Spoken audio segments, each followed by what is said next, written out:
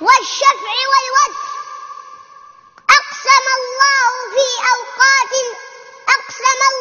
بأوقات عظيمة تكثر فيها الحسنات، منها الفجر، وما أدراك ما الفجر، وما فيه من خير،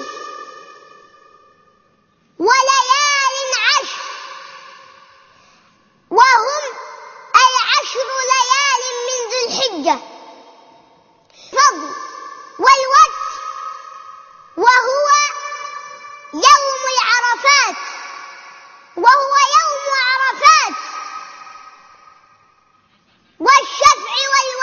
والشفع وهو يوم الأضحى.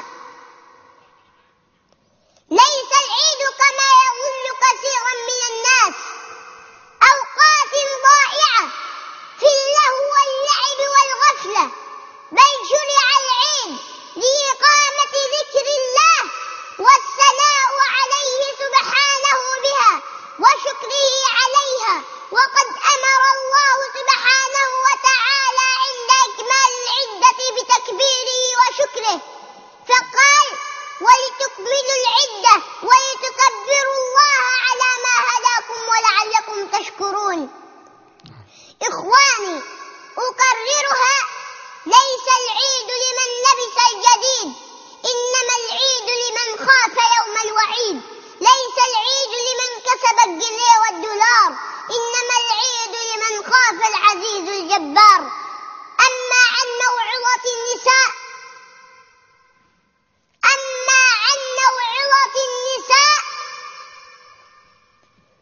فوالذي نفسي بيده إن سر الضنك الذي تحياه الآن كثيرا من الأسر المسلمة سببه البعد عن منهج الله والبعد عن شرع الحبيب رسول الله مع التقليد الأعمال الشرق والغرب. فإن كثيرا من بيوت المسلمين الآن هزمت هزيمة نفسية نكراء، فراح الشاب يقلد الرجل الغربي الذي لا يعرف له دينا، وراحت الشابة المسلمة تقلد المرأة الغربية التي لا تعرف دينا ولا خلقا ولا عفة ولا حياء. ولا أرى ذلك إلا تقليد المغلوب للغالب، تقليد الأسفل للأعلى.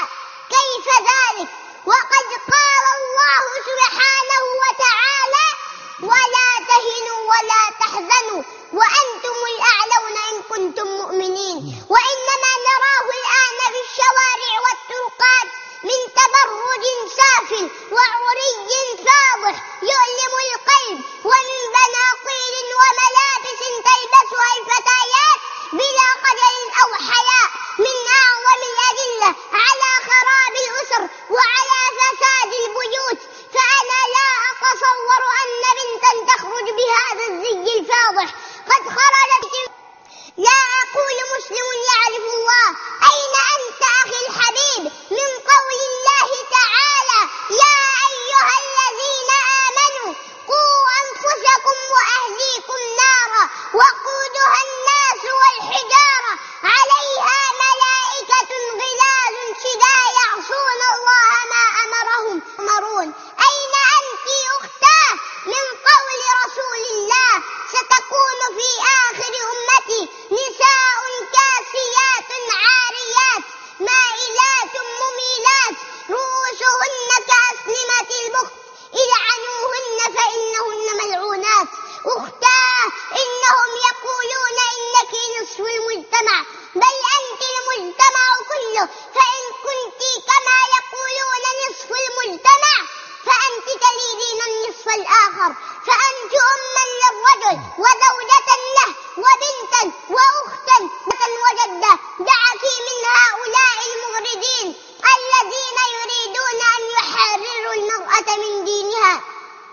فالغرب أول من أساء إلى المرأة، فإن المرأة عندهم وردة جميلة يشمها كل من مر بها، فإذا بلغت سنا ما تلقى في دار المسنين لا يلتفت إليها أحد، حتى أولادها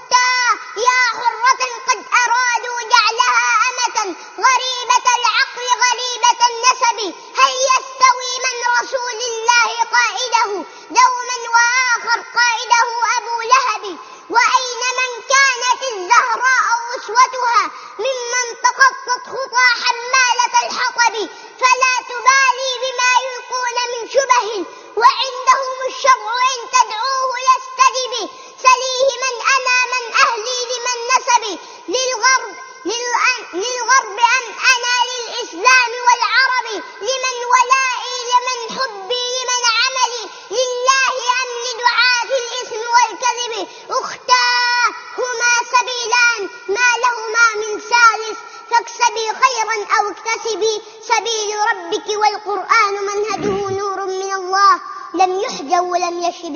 وأقول قولي هذا وأستغفر الله لي ولكم، والسلام عليكم ورحمة الله. ما شاء الله. عليكم السلام ورحمة الله وبركاته. ما شاء الله.